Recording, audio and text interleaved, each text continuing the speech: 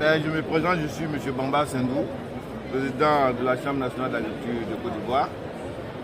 Nous sommes au Salon de l'agriculture de Paris pour participer à ce grand rendez-vous planétaire de l'agriculture. La Côte d'Ivoire est venue avec quoi? Mais la Côte d'Ivoire est venue avec sa mosaïque. Ce qui est intéressant, c'est que ça permet de découvrir aussi notre culture culinaire et aussi rencontrer des personnes d'ailleurs, et c'est toujours très intéressant d'échanger avec elles aussi.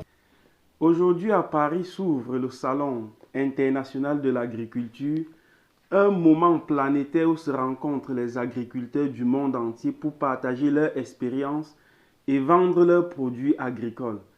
Tammy Jardin va vous plonger au cœur de cet événement pour vous faire vivre, grandeur nature, depuis votre domicile, tout ce qui se passe du côté de la porte de Versailles.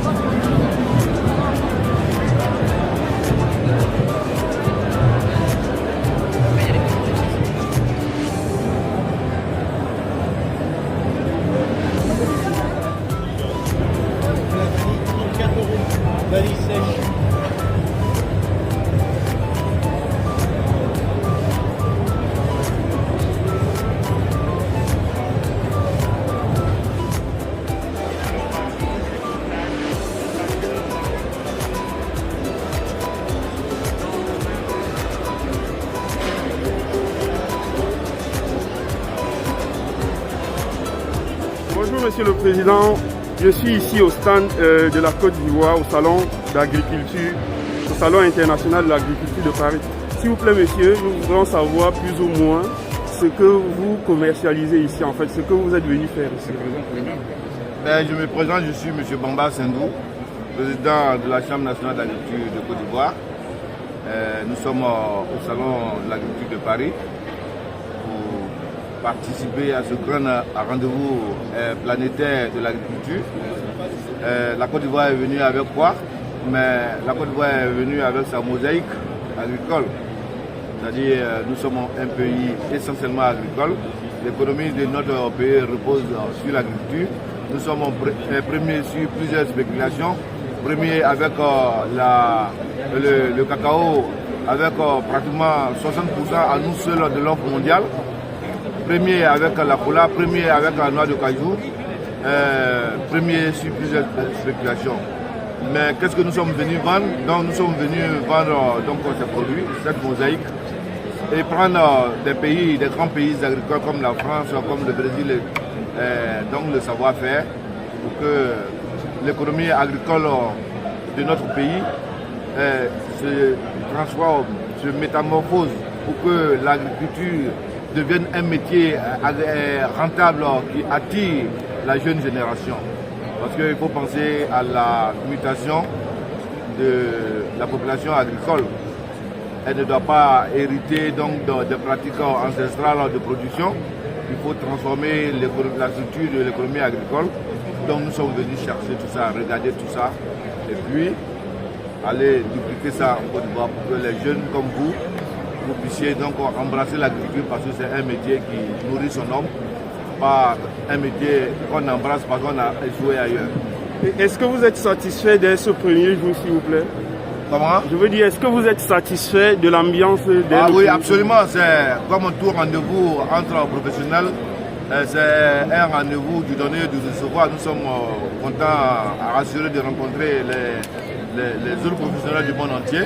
Ça nous permet de réactiver, vérifier les relations qui sont les nôtres, nouer des partenariats avec des pays africains, des pays occidentaux. C'est la vitalité, c'est-à-dire que c'est une rencontre entre professionnels et c'est toujours agréable.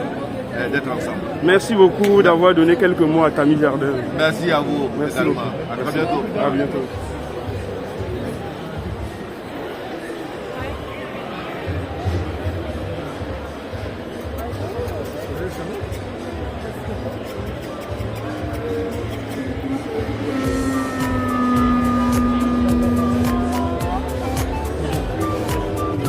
Voilà, bonjour messieurs, vous êtes au micro de Tami Jardin, vous êtes ici là même au stand de la Côte d'Ivoire au Salon international de l'agriculture.